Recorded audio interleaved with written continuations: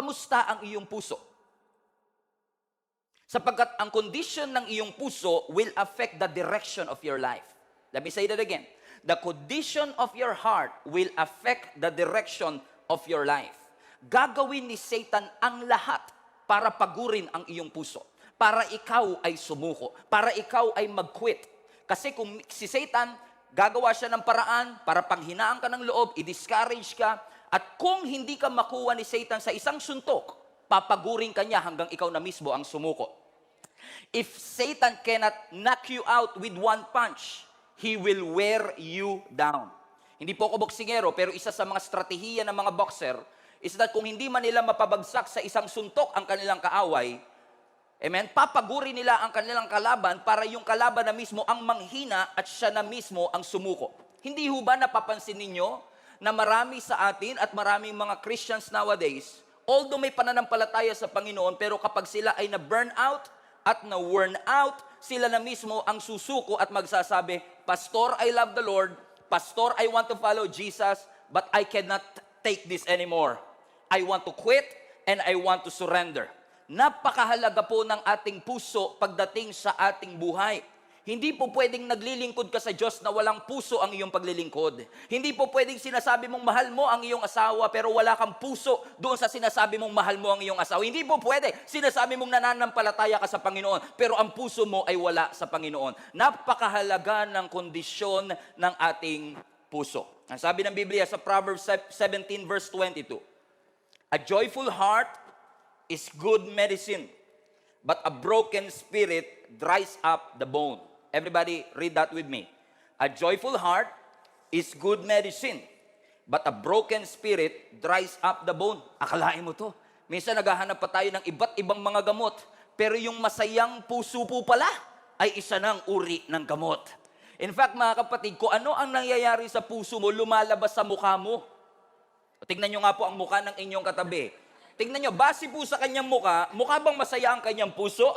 O mukhang depressed at hinang-hina ang kanyang puso? In fact, sa ibang translation ho ng passage na binabasa natin sa Proverbs 17, ang sabi po doon, a joyful heart, you can see it in their countenance. Yung pagiging maligaya ng ating puso ay kitang-kita sa kabuuan ng ating pagkatao. Posible kasi mga kapatid na may mga kasama tayo sa bahay, may mga kasama tayo sa church, they have smile on their faces, but they are hurting on the inside. Or I'd like to put it this way, marami sa atin, pangiti-ngiti lang, but you are dying on the inside. You are broken on the inside. You are empty on the inside, and even worse, you are losing your faith on the inside. I've talked to a lot of people already. Marami pong lumalapit sa amin para humingi ng advices. Pero napansin ko po, na hindi lahat ng lumalapit para humingi ng advice ay humihingi talaga ng advice. Hindi lahat humihingi ng wisdom. Hindi lahat ay humihingi ng direction sa buhay. May mga tao naghahanap lang ng atensyon. Does it make sense? By the way, andito lang ako, hindi ako aalis anytime. Kung gusto niyo po mag-amen, magsabi lang ho kayo. Because we want, syempre gusto natin, kaya tayo nakikipag-usap sa ibang tao because we want whatever is wrong and broken in our life ay ma-fix. Pansinin ho ninyo, na sa salitang broken, nandun yung okay. Kasi minsan madaling magpanggap na okay ka kahit broken ka. Na kahit broken ang iyong puso, sasabihin natin, I'm okay, I'm blessed and highly favored. Pero ang sabi ng scripture, yung merry heart, yung puso na maligaya, yung puso na punong-puno ng joy from within, is a good medicine. Pero ang sabi rin, nung isa pang part ng passage, pero yung broken spirit, everybody say broken. Pero yung broken spirit, nakakatuyo ng buto. Now, I don't know, how come na ang ating broken spirit ay nakakapagpatuyo ng ating buto? Now, I know, nabasa ko po na ang ating pong palang dugo ay mina-manufacture. Watch this. Ang ating dugo ay mina-manufacture sa ating buto. At kailangan mo ng tubig para makabuo ka ng dugo. Ibig sabihin, ang blood natin ay nangangailangan ng maraming tubig. So in essence, when you say a broken spirit could dry up the bones, that's exactly what I'm trying to say nung sinasabi ko kanina, na kapag ang spirit mo ay broken, nakaka-epekto ito sa iyong katawan. Ibig ko sabihin, kapag durog ang puso mo, kapag may mali sa puso mo, kahit pa ang dugo kailangan ng tubig, Hindi tubig ang solusyon para maayos ang iyong puso. Hindi porket uminom ka ng tubig, maayos ang iyong puso. Minsan pa naman tayo, pag umiiyak, di ba? Huwag ka mag-alala, sis, kaya mo yan, uminom ka ng tubig. Okay? Hindi, para naman yun kasi hinihingal siya di ba? I get the point. Pero napansin nyo ba mga kapatid, hindi porke puno ang pantog, puno ang puso. You could be smiling on the outside, but your spirits are broken. Your soul is broken, and your heart is broken. And when I was studying this, mga kapatid, God showed me the life of David once again para ipakita ho sa atin yung journey ng kanyang puso. Mula sa inanoint siya ng Panginoon sa 1 Samuel 16 hanggang siya ay i-appoint para maging hari ng Israel. Marami po sa atin, in fact, kahit hindi po kayo Christian, marami ho sa atin ang pamilyar sa buhay po ni David na mula sa pagiging shepherd ay naging hari. Nag-antay po siya ng 15 taon. Everybody say 15 years. 15 years mula dun sa season of anointing hanggang dun sa kanyang seasons of appointing. Nung siya ay tinawag ng Panginoon, walang nakapansin at walang nakahalata na si David ay may potensyal. Nawala ang anointing kay Saul, nilipat na sa bagong hari daw, pero hindi alam ni Prophet Samuel kung sino iyon. Kaya nung pumunta si Prophet Samuel sa bahay ni Jesse, na tatay ni David, pinakita niya yung kanyang mga anak. 8 kasi yan Yung 7 anak niya, si Eliab, si Abinadab, lahat yan ibinandera niya kasi sila yung mga pogi, sila yung malalaki ang katawan, sila yung mukhang hari. Pero ang sabi ng Panginoon sa 1 Samuel chapter 16 verse 7, watch this. But the Lord said to Prophet Samuel, pay no attention to how tall and handsome he is. Sabi mo sa katabi mo, hindi porket matangkad, pinipili ng Lord. So hindi rin porket matangkad, pipiliin mo na rin. Hindi porket pogi ay pipiliin na ng Panginoon. So hindi porket pogi, pipiliin mo na rin. Buti na lang kahit hindi tayo masyadong pogi, may pumili sa atin. Yung palakpak niyo, parang na-insulto ako ng konti. Huwag kang titingin porket matangkad siya o pogi siya. Bakit? I have rejected him. Because I do not judge as people judge. Bakit? Paano ba tayo humusga? We look at the outward appearance, but God looks at the heart. Kahit kasi si David, wala sa limelight, walang posisyon, walang influence, nakitaan siya ng Diyos ng faithfulness. Mga kapatid, gusto ko lang kayong i-encourage bago tayo magpatuloy. Kahit walang nakaka-appreciate, kahit walang nagte-thank you, kahit walang nakakapansin sa atin, can you be faithful in the dark? Kasi hindi porket nasa dilim ka, walang plano ang Diyos na daling ka sa liwanag. It's just so happen that God wants to make sure that you can handle the heat. Kaya minsan itinatago ka na muna ng Panginoon sa dark kasi gusto ng Lord, bago kanya ilagay sa light, kailangan handa ang iyong puso, handa ang iyong karakter, handa ang iyong attitude. Kasi kapag ikaw ay hindi ready, a blessing is not a blessing if you cannot handle it. A blessing is not a blessing if you are not ready for it. Kaya minsan sasabihin natin, Pastor, gustong-gusto ko na talaga. Sasabihin natin sa Lord, ibigay mo na. Ang sabi ng Panginoon, I know you want it. Alam kong gustong-gusto mo, but you are not yet ready for it. May plano ang Lord kay David. Pero sa kabila ng lahat ng bagay, hindi siya minadali ng ating Panginoon na dalhin sa trono. Mga kapatid, gusto ko lang kayong encourage. Wag na wag mong ipapasa at wag na wag mong ide-delegate yung bagay na pinapagawa ng Diyos sa'yo. Kasi kapag pinagawa ng Diyos sa yan, may purpose ang Panginoon kung bakit ikaw ang sinasabihan ng Diyos na mag-evangelize sa iyong pamilya. May rason kung bakit ikaw ang inassign ng Panginoon for that specific job or for that specific purpose. Bakit mga kapatid? Kasi may layunin ng Panginoon na ma-develop ang ating habits, ma-develop ang ating attitude, at ma-develop tayo kung ano man ang gusto ng Lord na pagdalhan sa bawat isa sa atin. Sumunod ka lang kahit nasa dilim. Hindi porket hindi nagre-response ang isang tao o ang ibang tao sa iyong pagsunod ay hindi ibig sabihin hindi ka na sumusunod. Ang pinakamalaking achievement ng isang Kristiyano ay hindi yung mag-response ang iba sa obedience mo. I remember before, years and years ago, amen, I've been preaching. Alam niyo po ba mga kapatid, I've been a pastor of the church for more than 8 years. I've been a youth pastor for 11 years. 22 years na po ako naglilingkod. Almost 20 years na rin po ako nagpipreach. Pero the early days of my preaching, no one is listening to me. Nobody is giving me a platform. But when God saw your faithfulness kahit ka wala kang platform, ang greatest achievement mo ay hindi yung may ibang taong mabibless sa pagsunod mo. Ang pinakamatinding achievement, yung sumunod ka mismo sa Panginoon. Yun yung pinakamagandang achievement. Yung kahit walang nakakapansin sa'yo, susunod ka lang. Kahit walang nakaka-appreciate, sunod ka lang. Sabi mo sa katabi mo, sunod lang ng sunod. So hindi sapat, although dinescribe din ng Bible na si David ay magaling magsalita, dinescribe ng Bible na si David ay a fine-looking man. Pogi rin naman si David eh. Pero hindi sapat yung kanyang kapogian at hindi sapat yung kanyang pagiging articulate sa mga salita niya kasi ang tinitignan ng Panginoon ay yung kanyang puso. Inihahanda ng Panginoon si David bilang shepherd para siya ay maging king. Kasi kung walang preparation for elevation, kung walang paghahanda mula shepherd hanggang king, mabibigla si David at hindi magiging blessing sa kanya yung promotion na gagawin ng Panginoon sa kanyang buhay. Mga kapatid, gusto ko i-remind kayo, maganda ang plano ng Panginoon sa iyong buhay, maganda ang plano ng iyong Lord para sa iyong pamilya, maganda ang plano ng Lord para sa ating simbahan. God wants to bring you to a new place. God wants to bring you to a new heights. God wants to bring you to a new dimension. And God wants to bring you to a new environment. Are you ready for it? Kasi kung hindi, ire-ready ka pa ng Panginoon. Unfortunately, marami sa atin ang takot sa next level. Yung kapag ine-elevate ka, nabibigla ka. Kasi hindi ka ready doon.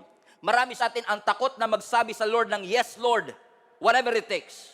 Marami sa atin ang takot na mag-show up. Marami sa atin ang takot na mag-involve.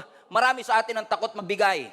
Gusto natin mag-settle kung nasaan man tayo naroroon. Kaya, no wonder marami sa atin ang expectation mababa, ang vision mababa, ang pananampalataya mababa, kasi gusto nating manatili sa mababa.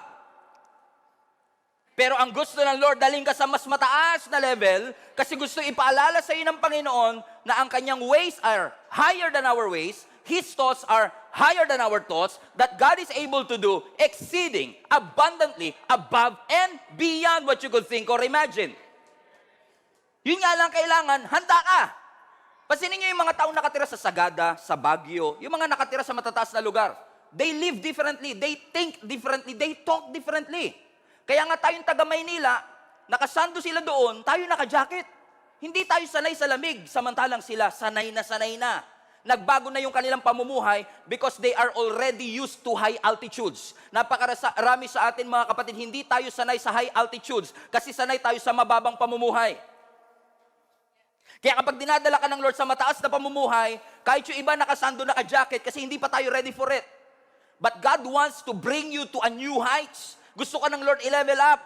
Gusto ka ng Lord itaas. Gusto ng Lord itaas ang level ng iyong pamilya, ng iyong pamumuhay. Kaya kung ikaw ay dumadaan sa testing, sa circumstance, sa mga pagsubok, i-reframe mo ang thinking mo na hindi ka pinaparusahan ng Diyos kaya ka dumaraan sa pagsubok. Yan ay transportation lamang ng Panginoon para dalhin ka sa mas mataas na level. It's not your destination. Suffering is not your destination. It's God's transportation for you. Katulad ni David, na siya ay shepherd, hindi yun ang kanyang destination. Although siya ay shepherd, although mayroon siyang gamit na staff, tungkod, pero hindi yun ang kanyang final destination. Kasi ang kanyang final destination, magiging hari siya. But he has to wait. Sabi mo sa katabi mo, you have to wait. You have to wait.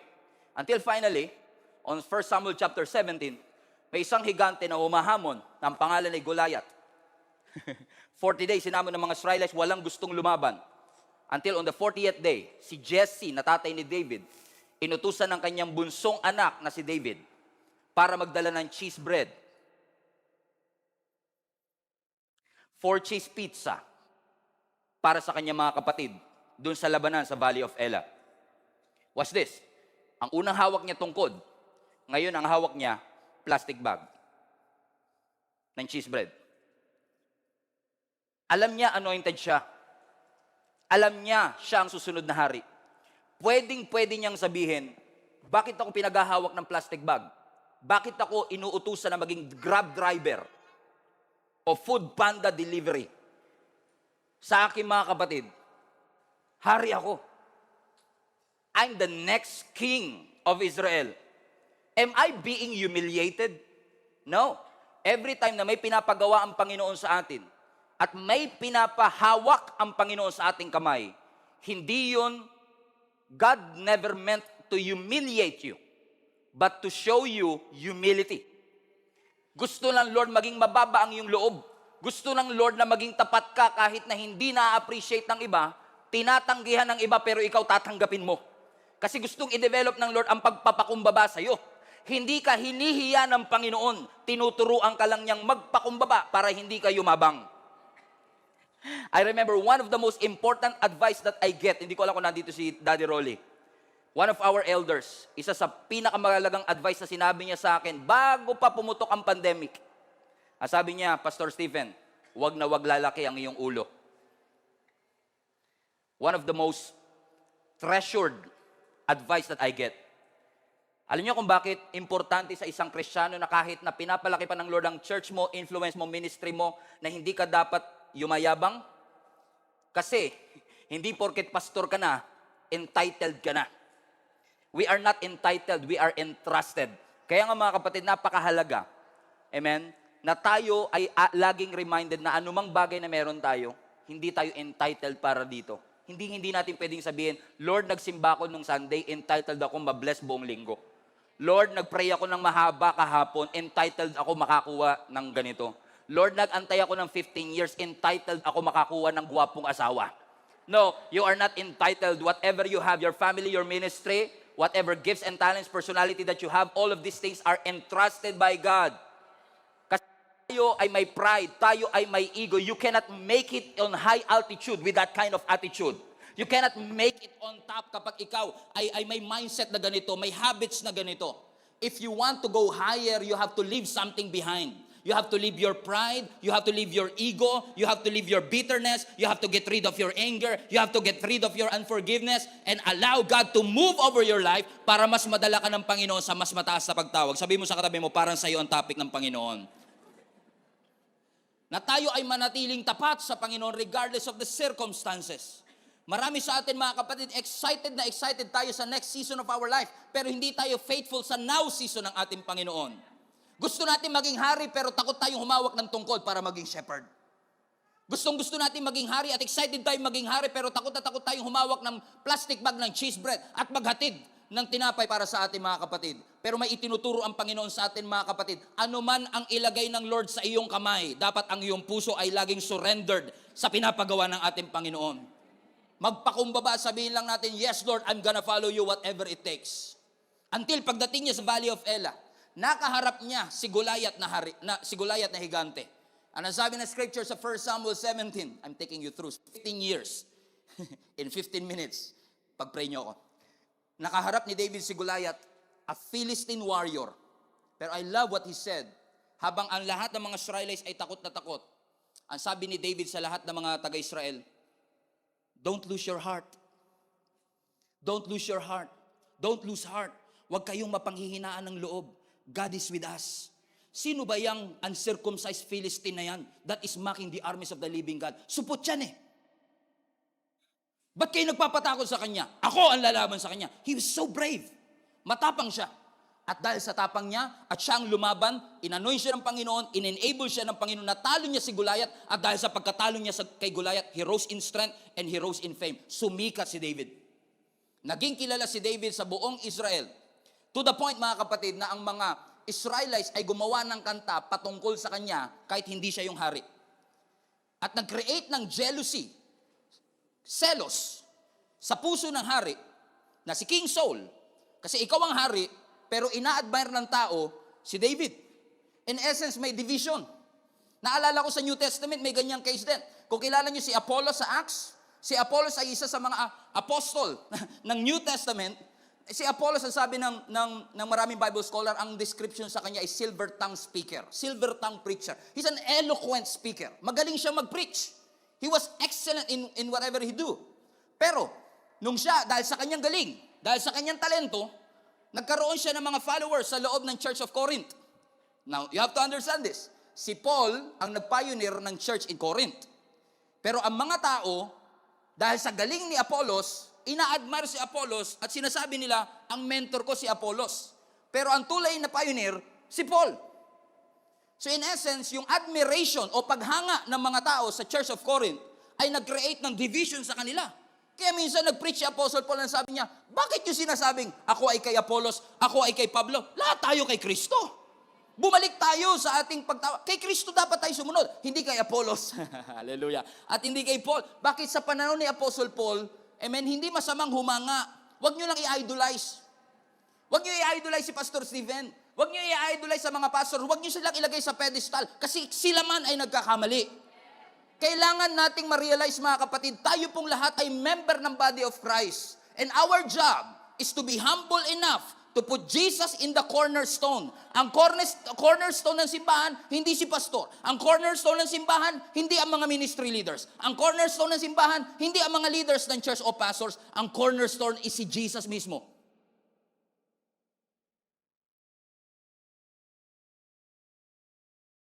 And I heard another preacher, ang sabi niya, kung si Jesus ang cornerstone, bakit gusto mong nasa ibabaw?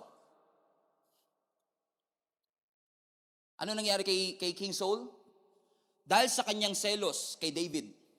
Kasi yung mga babae sa Israel gumawa ng kanta para sa kanya, yung kanyang jealousy ay naging murderous. Pinursu niya si David kasi gusto niyang patayin si David. Hanggang sa kakapurso niyang mapatay si David, eventually, si Saul mismo ay namatay din. But, watch this. Pero kahit na si David, ang anointed at that time, he never forced his way to his throne. Hindi niya puwersa na mapunta siya at maging hari kagad siya. Nirespeto niya ang sovereignty ng Diyos. Inonor niya ang authority ng Israel. Pinagkatiwalaan niya ang timing ng Panginoon. Wag na wag nating mamadaliin yung bagay na gusto nating makuha. Kasi sa tamang panahon, everything is made beautiful, ang sabi ng Scripture, in its time. Sa tamang panahon, makukuha mo yan. Sabi mo sa katabi mo, pray ka lang, makukuha mo rin yan. Ang ganda ng puso, kaya pala, ang sabi ng Scripture, hindi ako tumitingin sa panlabas, kundi sa kanyang puso. Bakit? Napaka-genuine ang puso ni David eh. In fact, napaka-genuine ang kanyang puso, na even in the New Testament, ang sabi ng Scripture, sa isang preaching ni Apostle Paul sa Acts 13, verse 22, and when he had removed him, he raised up for them, sino daw? David. So nung tinanggal si Saul, ang ni-raise up, sino? Si David, to whom also he gave testimony, and he said, watch this, I have found David, the son of Jesse, a man after my own heart, who will do all my will. Kaya pala, ang puso ni David ay genuine, kasi gusto niya at ginagawa niya ang kalooban ng Panginoon. How many among you admire, inahangaan niyo ang puso ni David at gusto niyo magkaroon ng ganitong klaseng puso? Taas nga po ang kamay, real quick. Amen. How I wish, masasabi din, pagkawala na tayo at magkaroon siguro ng Bible, si Kyle, a woman after God's own heart. Si Stephen, a man after God's own heart. Grabe, no? Para sabihin na ang iyong puso o ikaw ay malapit sa puso ng Diyos. Wow! What an honor of a lifetime. Correct? Pero hindi porket si David, ang man after God's own heart, ay perpekto na siya. Nagkamali at nagkasala pa rin siya. Kasi ang sabi ng Scripture, nung siya ay nag-grows in strength at nag-grows in fame, one day, after 15 years, siya ay naging hari ng Israel. So yung kanyang mga responsibility dumami. Nung una, ang kanyang responsibility lang maging shepherd. Next, ang kanyang responsibility, maging grab driver, food panda, maghatid ng pagkain sa kanyang mga kapatid. Ang next na naging responsibility niya, patayin si Goliath. Correct? Iba-iba ang kanyang responsibility until siya ay naging king of Israel. Palapakan natin ang Panginoon. And I don't know what happened. Pero ang sabi ng Scripture, one day o one night, habang ang buong Israel ay nasa labanan, watch this, si David ay nagpaiwan sa kanyang bahay. Ulitin ko ulit. He was a king, pero nung time na nasa gera ang buong Israelites, si David ay piniling maiwan sa kanyang bahay. What happened there? Nung gabi na yon, lumabas siya sa kanyang balcony at may nakita siyang babae na naliligo. Babae na nagte-take a bath na ang pangalan ay Bathsheba. Amen? Nagte-take a bath, ang pangalan ay Bathsheba. Pinatawag niya si Bathsheba, sinipingan niya kahit may asawa si Bathsheba at nabuntis si Bathsheba.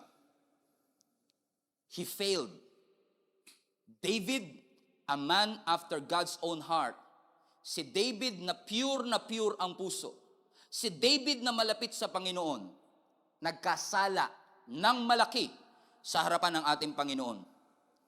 Nung nabalitaan ito, nung ito'y nireveal ng Lord kay Prophet Nathan, kinausap ni Prophet Nathan si King David, kinonfront siya sa kanyang kasalanan, but thank God, si David nagrepent sa ating Panginoon. And then sinulat niya ang Psalms 51 verse 10. Everybody read this with me. Create in me a new, clean heart, O God, filled with clean thoughts and right desires.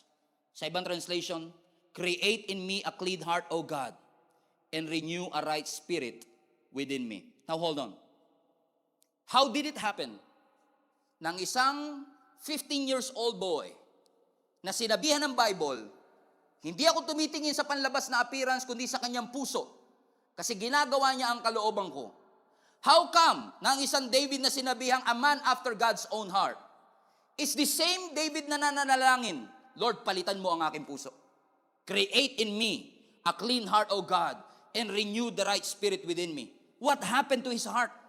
Ano ang nangyari sa kanyang puso? Puso na hinahangaan, puso na malapit sa Diyos, ngayon puso na gusto niyang papalitan dahil sa kanyang pagkakamali.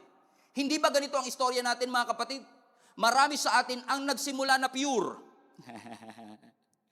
Pero unti-unti, habang tumatagal, natitempt tayo na mag-focus hindi sa pinapagawa ng Panginoon, kundi sa mga bagay na nararanasan natin sa ating buhay. Posible nga kaya, mga kapatid, na minsan sa ating paglilingkod, sa ating pagsisimba, na nung una ang focus natin ay laging nasa Panginoon, pero ngayon ang focus natin, ano ang mga ginagawa ko? Ano ang mga dapat kong gawin sa ministry? Ano ang mga laman ng aking kamay? Ano ang mga tools na meron sa akin? Mga kapatid, tatandaan po ninyo ito. Your heart will always regulate your hand. Kapag tama ang puso, magiging tama ang iyong mga ginagawa. Dinidiktahan ng iyong puso ang gagawin ng iyong kamay. Your hand and your heart is connected to each other. Nakakatakot, mga kapatid, kapag ang kamay natin ay punong-puno ng responsibility, pero ang puso natin ay empty mula sa ating Panginoon. Watch this. Si David, nagsimulang shepherd, walang masyadong responsibility. Pero habang tumatagal, na siya ay napopromote, na siya ay sumisika, na siya ay nag-grows in strength, na siya ay napunta sa palasyo, puno ang kanyang kamay, pero ang puso niya gusto niyang papalitan. David has a full hand, but empty heart. Worn out ang kanyang puso. Nagkamali sa harapan ng ating Panginoon. If you got full hands and worn out heart, you are in trouble.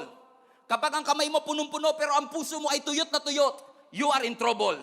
Kapag ang kamay mo nakataas pag nagpupuri pero wala ang puso mo sa iyong pagpupuri, you are in trouble. Dinadaya lang natin ang ating sarili, mga kapatid. Kapag busy tayo sa mga responsibility natin, pero nakalimutan nating ilapit ang ating puso sa ating Panginoon. Kasi anumang ginagawa ng puso mo ay connected sa ginagawa ng kamay mo. It's possible to look whole on the outside but broken on the inside. Kahit malakas, may breaking point. Kahit malalakas, kahit tatay, may limitation. Kahit nanay ay may limitation. At minsan kapag tayo ay hindi naging aware na alagaan ng ating puso, posibleng maging outlet ng iyong brokenness ay yung pamilya mo. Ang maging outlet ng iyong brokenness ay yung anak mo at asawa mo. Nagiging irritable at magagalitin tayo minsan because we don't want to admit that our heart is not okay. Kaya napakahirap minsan maging pastor, maging leader, maging nanay, maging tatay kasi mahirap aminin that you are also broken from within. Bilang tatay, punong-puno ang kamay mo ng responsibility, pero ang puso mo ay tuyong-tuyo.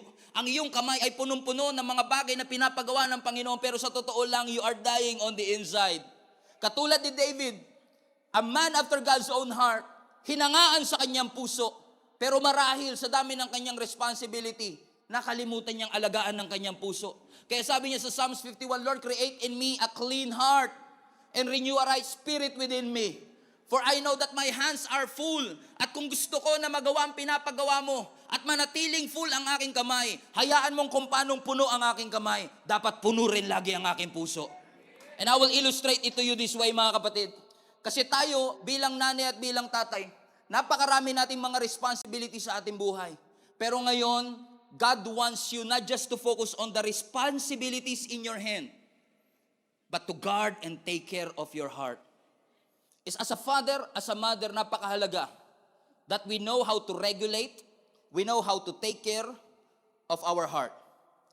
Ang nasa kanan po natin ngayon mga kapatid, ay yung ating puso. Ang nasa kaliwa naman, ay yung ating mga kamay. Alam mo si David, nung nag-start siya sa ministry, nung siya ay inanoint ng Panginoon bilang shepherd, o bilang king, wala siyang masyadong responsibility. Meron lang siya puso. Tama? Bakit? Ang sabi nga ng Lord, di ba? Hindi ako tumitingin sa panlabas na appearance, kundi ang aking tinitignan ano daw? Puso. Ibig sabihin, ang puso ni David, kompleto, puno. Pero habang tumatagal, na siya ay binibigyan ng mga responsibility, na siya ay lumaban kay Goliath, na siya ay nagdala ng cheese bread sa kanyang mga kaibigan. Ang problem natin madalas mga kapatid, pag dumadami ang ating mga responsibility, pino-pour out natin yung ating puso, correct? Hindi naman po pwedeng gumagawa ka ng responsibility mo na hindi mo binubuhos ang puso mo sa anumang bagay na ginagawa mo. Nung nagsisimula kayong mag-asawa, punong-puno ang puso mo, wala pa kayong masyadong responsibility. Nung nagse-celebrate pa lang kayo ng first months, mahal na mahal mo siya, punong-puno ang puso mo, at dahil wala ka pang masyadong responsibility, lahat ng monthsary may date kayo. Nung nag-enroll ka pa lang sa school, excited na excited ka, bago pa ang uniform mo, bago ang mga school supplies mo, wala ka pang masyadong responsibility kasi grade 1 ka pa lang. At sinasabi ng teacher natin, o gawin nyo to, assignment natin to, kaya binubuhos mo ang puso mo sa pag-aaral mo, sa negosyo mo, sa trabaho mo, sa business mo, hanggang sa punong-puno na ang iyong mga kamay ng responsibility na nakalimutan mo, teka lang, wala na nga pala akong puso para sa aking ginagawa. Ang nangyayari, buhos tayo ng buhos sa mga responsibility natin, binubuhos natin ang lahat sa ating mga anak, ibinubuhos natin lahat sa ating asawa, binubuhos natin sa ministry, binubuhos natin sa negosyo, pero nakalimutan nating alagaan ang ating puso. Ang kalendaryo mo punong-puno, pero ang puso mo empty.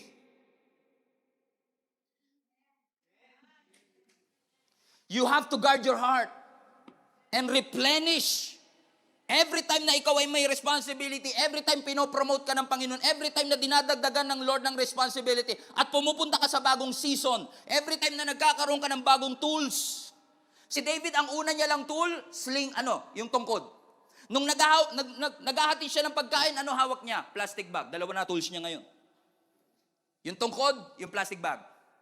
Pagkatapos ito, nilabanan niya si Goliath, ano ang tools niya? Yung slingshot. Nung siya'y naging hari, nagkaroon siya ng sword. Nagkaroon siya ng crown. Iba-ibang season, iba-ibang tools. Pero hindi niya kinalimutan yung kanya pagiging shepherd. Dala niya lahat ng tools. Ang dami niyang responsibility. Shepherd siya, delivery boy siya, king siya, tatay siya. Pero nakalimutan niyang i-replenish ang kanyang puso. And many of us, watch this. If your hands are full and your hearts are worn out, it's a dangerous place to live. It's very dangerous kapag ang kamay natin ay punong-puno, pero ang puso natin ay walang laman. Mga kapatid, gusto ipaalala sa atin ng ating Panginoon ngayon, alagaan mo ang iyong puso. Kung gaano kapuno ang kamay mo, dapat ganun kapuno ang puso mo.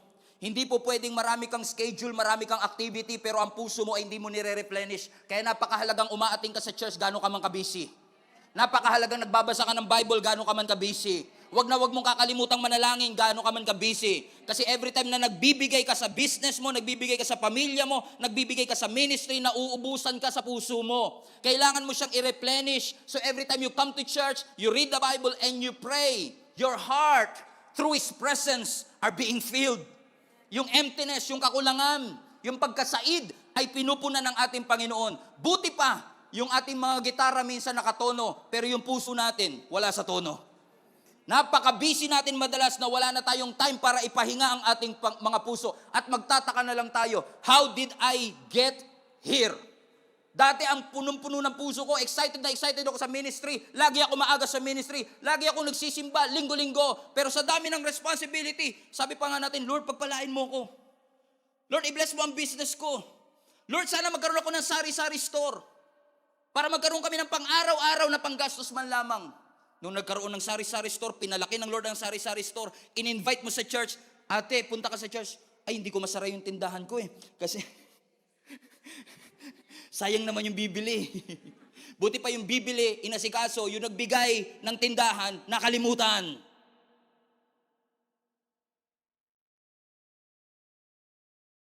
Tapos magtataka tayo kung bakit palang worn out, pagod, overwhelmed, busy, walang ligaya, walang passion, tinatabang sa ministry at tinatabang sa mga bagay na para sa Panginoon. I get this all the time. Pastor, lagi ako nagsisimba, pero bakit ganon? Para ang puso ko tuyong-tuyo. Para akong dry na dry. Pag inaaya mo sila, Pastor, pasensya ka na, busy talaga ako. Naalala ko yung cellphone ko this past few days kasi ang tagal na namin cellphone to ni Jenny. Nag-a-alarm siya sa akin, sabi niya, internal storage is dangerously low. Grabe, cellphone lang, dangerous. Parang kakabahan ka talaga eh. Ano ba mangyayari? Kasi gumagana pa naman yung cellphone ko, pero nagwa-warning siya sa akin na kapag hindi mo binigyan ng attention ito, pwedeng yung dating gumagana, hindi nagagana, at huwag kang magtataka kung hindi na siya gagana kasi nag-warning siya. And minsan, habang nagdadrive tayo, nakikita natin yung fuel natin, sinasabi na mag-empty na ang fuel mo, kailangan mo na magpagas. Umaandar pa rin ang kotse, pero nagwa-warning siya, pag hindi mo binigyan ng atensyon, ititirik ka niyan. You will only go so far and it will shut down. Huwag mong ipilit. Huwag mong puwersahin na umandar pa rin with an empty heart. You cannot minister with an empty heart. You cannot preach with an empty heart. You cannot worship lead with an empty heart. You cannot minister to somebody with an empty heart. You have to replenish your heart and guard your heart. Sabi mo, check your heart. Bakit dangerous mga kapatid? Kasi kapag ang kamay mo ay puno-puno ng responsibility, pero ang puso mo ay said na said, para lang mapunan yung puso mo, gagawa ka ng paraan para mawala. Nagdi-distress tayo minsan. Dahil sa dami ng responsibility, stress ka na. Ako lang yata dito na-i-stress pa. Minsan sa dami ng responsibility, nai-stress ka, correct? At dahil nai-stress ka, minsan hindi mo kinukuha sa Word of God, hindi ka nananalangin, wala kang devotion sa Panginoon. Saan tayo bumabaling? Pornography. You are drinking yourself to death. Umiinom, lasing-lalasing ka na, ayaw mo pa huminto. Bakit? Stress ako eh. We fall into vices. Mas pinipili pa natin yung casual sex. Because we're so stressed. And we need somebody to fill in. Nakala natin, yung kapartner natin ang makakapagbigay at makakapagpuno ng bagay na ibinuhos na natin sa iba. But only God can fix your heart. Only God can replenish that what was lost in your heart. You have to check your heart again. Dito kasi sa mundong ginagalawan natin, pag masyado kang busy, hinahangaan ka. Pasin ninyo sa opisina ninyo, wag mo kayo istorbohin, busy ako. Ay, napakasipag. Bakit? Ang daming responsibility. May kilala mo ba kayo, busy pero hindi productive? Punong-puno kasi ang kamay, pero ang puso walang laman. Ina-admire ng mundo na kailangan marami kang ginagawa. Pero ang pinapaalala ng Panginoon, habang dumadami ang responsibility mo, dati nagsimula ka sa tungkod, ngayon may corona ka na. Huwag kang magpa-overwhelm sa responsibility na nakalimutan mo ang puso mo na ilapit mo sa ating Panginoon. Kasi kung hindi mo i-ignore, mababa na ang laman ng puso mo. You will only go so far. Magsha-shutdown yan. Ititiri ka niyan. Ayaw nyo naman siguro magkaroon ng pastor na punong-puno ang schedule pero walang puso. Ayaw naman siguro natin na magkaroon tayo ng mga church leaders na punong-puno ang schedule pero wala na ang kanilang puso sa kanilang ginagawa. Nakataas nga yung kamay pero yung puso hindi naman nakasuko sa Panginoon.